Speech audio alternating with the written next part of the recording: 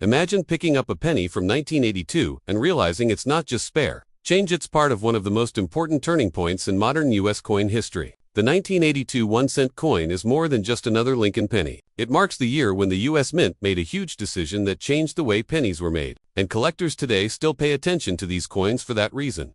On the obverse, or front, we see the familiar face of Abraham Lincoln, designed by Victor David Brenner way back in 1909 to honor the centennial of Lincoln's birth. His profile faces right, with the word Liberty to the left and the motto, "In God We Trust," arching across the top. The date 1982 sits to the right of Lincoln's portrait, and depending on where the coin was minted, you may see no mint mark for Philadelphia, AD for Denver, or even a rarest proof strike from San Francisco. Flip it over, and the reverse displays the Lincoln Memorial in Washington, D.C., designed by Frank Guess. If you look closely at some versions, you can even see a tiny outline of the seated statue of Lincoln in the memorial, a little hidden detail that makes the design special. Above it is the motto, E Pluribus Unam, with the United States of America stretched across the top, and the denomination 1 cent at the bottom. It's simple, elegant, and instantly recognizable. Now, here's where things get interesting. In 1982, the U.S. Mint switched the penny's composition from mostly copper to mostly zinc. Before 1982,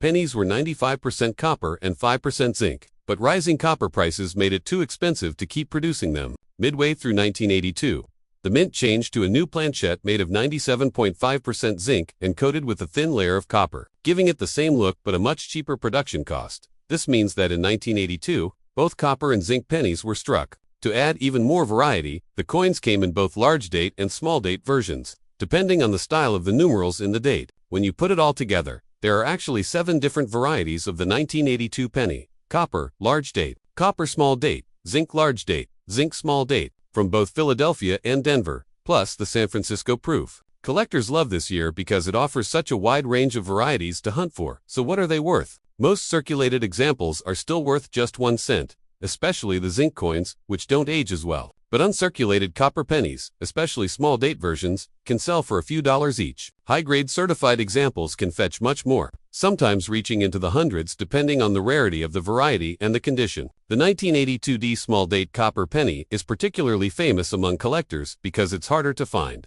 and finding one in mint state can be a real prize. If you think you have a valuable 1982 penny, the best way to check is to weigh it. Copper pennies weigh about 3.11 grams, while zinc pennies weigh just 2.5 grams. That little difference can make a big impact on value. Once you've identified the type, you can compare it to price guides or even send it to a professional grading service for authentication. As for selling, you can bring them to local coin shops, list them on eBay, or consign them through auction houses if you have a rare or high-grade example. Coin shows are also a great place to meet collectors who may be interested in picking up a specific 1982 variety to complete their set. So the next time you come across a 1982 penny, don't just pass it by. You might be holding a piece of history from the year America changed its penny forever.